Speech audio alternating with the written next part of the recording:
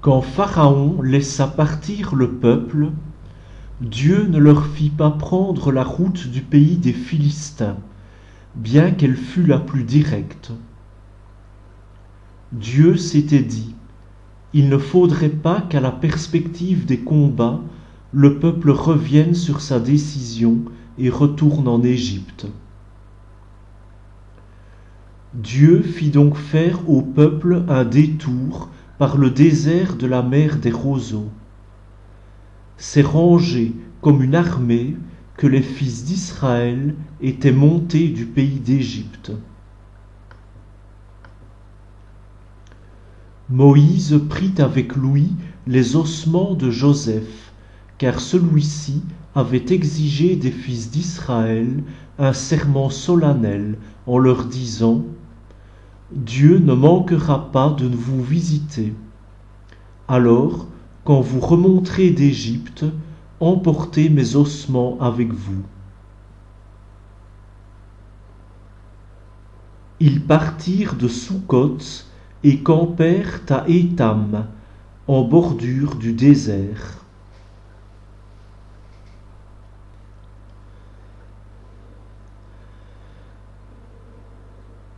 Le Seigneur lui-même marchait à leur tête, le jour dans une colonne de nuée pour leur ouvrir la route, la nuit dans une colonne de feu pour les éclairer.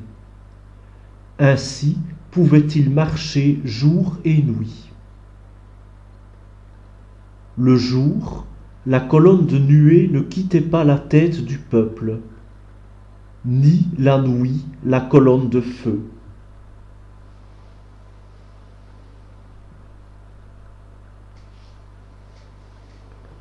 Le Seigneur parla à Moïse. Il dit: Va dire aux fils d'Israël de revenir camper devant Pi-Hahiroth, entre Migdol et la mer, devant Baal-Séphon. Vous camperez juste en face, au bord de la mer. Alors Pharaon dira: Voilà que les fils d'Israël, affolés, errent dans le pays, le désert s'est refermé sur eux. Alors je ferai en sorte que Pharaon s'obstine, et il les poursuivra. Mais je me glorifierai aux dépens de Pharaon et de toute son armée, et les Égyptiens reconnaîtront que je suis le Seigneur. Les fils d'Israël firent ainsi.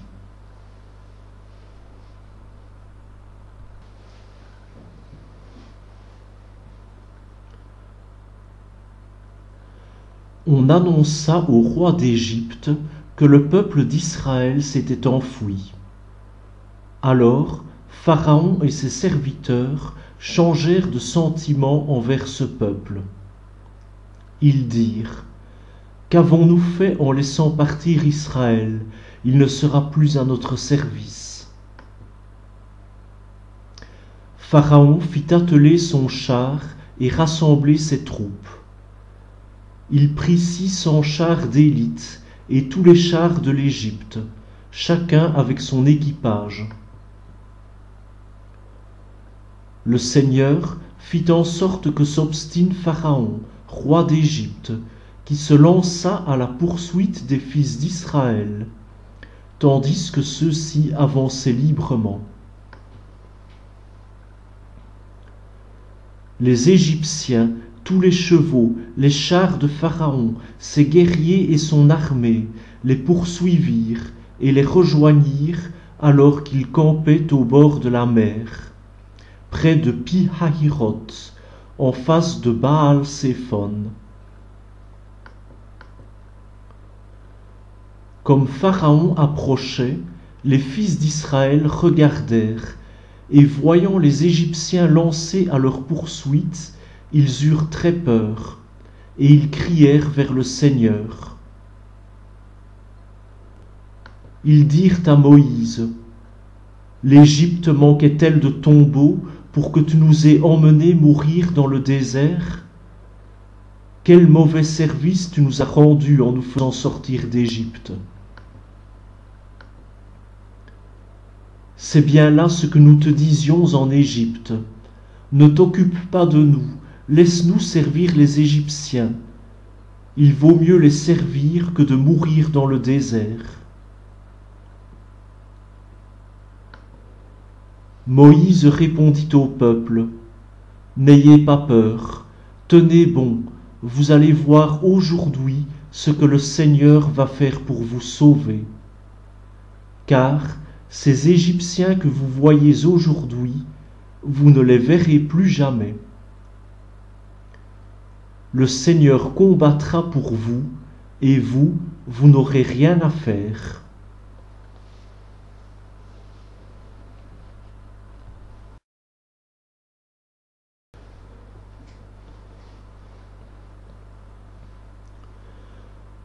Le Seigneur dit à Moïse, « Pourquoi crier vers moi? Ordonne aux fils d'Israël de se mettre en route. Toi, lève ton bâton, étends le bras sur la mer, fends-la en deux, et que les fils d'Israël entrent au milieu de la mer à pied sec. Et moi, je ferai en sorte que les Égyptiens s'obstinent. Ils y entreront derrière eux. Je me glorifierai aux dépens de Pharaon et de toute son armée, de ses chars et de ses guerriers. Les Égyptiens sauront que je suis le Seigneur, quand je me serai glorifié aux dépens de Pharaon, de ses chars et de ses guerriers. » L'ange de Dieu, qui marchait en avant d'Israël, se déplaça et marcha à l'arrière. La colonne de nuée se déplaça depuis l'avant-garde et vint se tenir à l'arrière, entre le camp des Égyptiens et le camp d'Israël. Cette nuée était à la fois ténèbres et lumière dans la nuit, si bien que, de toute la nuit, ils ne purent se rencontrer. Moïse étendit le bras sur la mer. Le Seigneur chassa la mer toute la nuit par un fort vent d'est. Il mit la mer à sec et les eaux se fendirent. Les fils d'Israël entrèrent au milieu de la mer à pied sec, les eaux formant une muraille à leur droite et à leur gauche. Les Égyptiens les poursuivirent.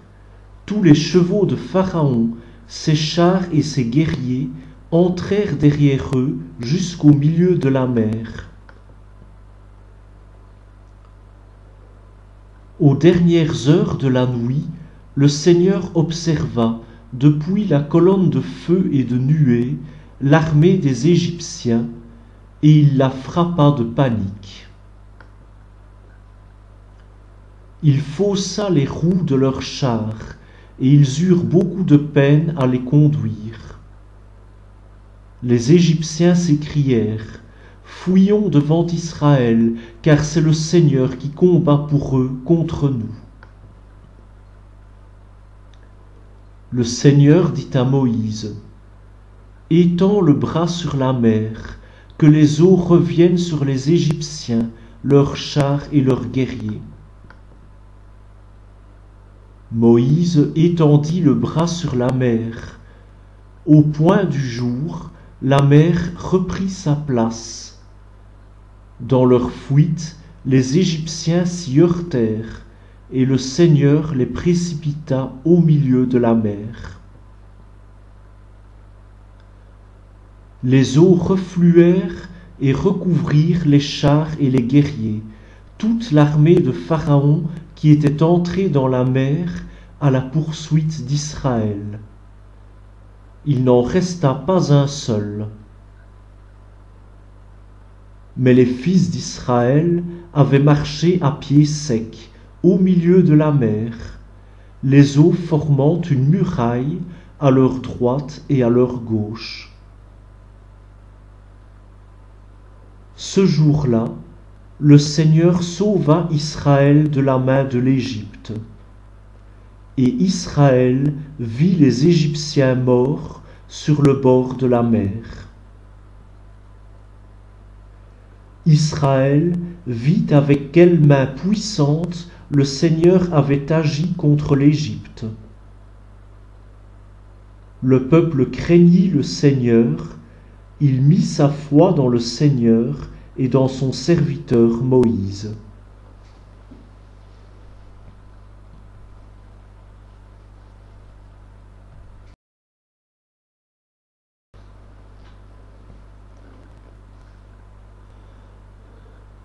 Alors Moïse et les fils d'Israël chantèrent ce cantique au Seigneur.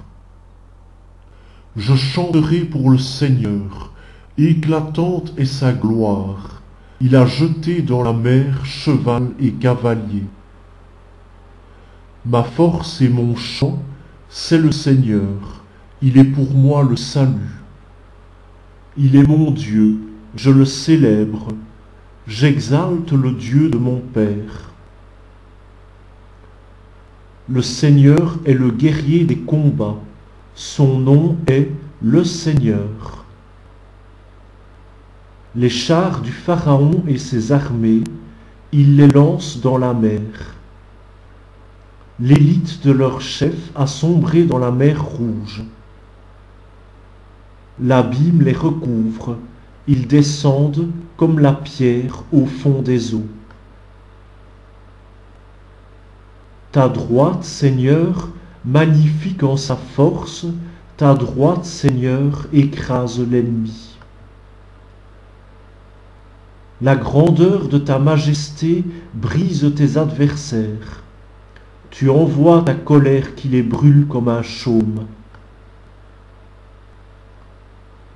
Au souffle de tes narines, les eaux s'amoncellent. Comme une digue se dressent les flots. Les abîmes se figent au cœur de la mer.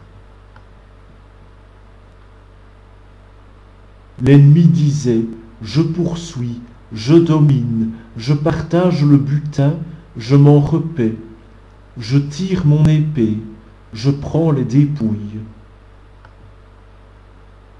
Tu souffles ton haleine, la mer les recouvre. Comme du plomb, ils s'abîment dans les eaux redoutables. Qui est comme toi parmi les dieux, Seigneur? Qui est comme toi, magnifique en sainteté, terrible en ses exploits, auteur de prodiges? Tu étends ta main droite, la terre les avale. Par ta fidélité, tu conduis ce peuple que tu as racheté. Tu les guides par ta force vers ta sainte demeure. Les peuples ont entendu, ils tremblent, les douleurs ont saisi les habitants de Philistie. Les princes d'Édom sont pris d'effroi. Un tremblement a saisi les puissants de Moab. Tous les habitants de Canaan sont terrifiés. La peur et la terreur tombent sur eux. Sous la vigueur de ton bras, ils se taisent, pétrifiés, pendant que ton peuple passe, Seigneur, que passe le peuple acquis par toi.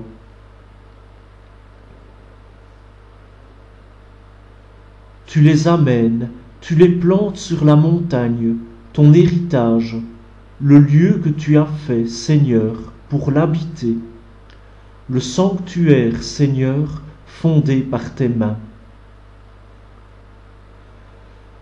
Le Seigneur régnera pour les siècles des siècles. Le cheval de Pharaon, ses chars et ses guerriers étaient entrés dans la mer, et le Seigneur avait fait revenir sur eux les eaux de la mer.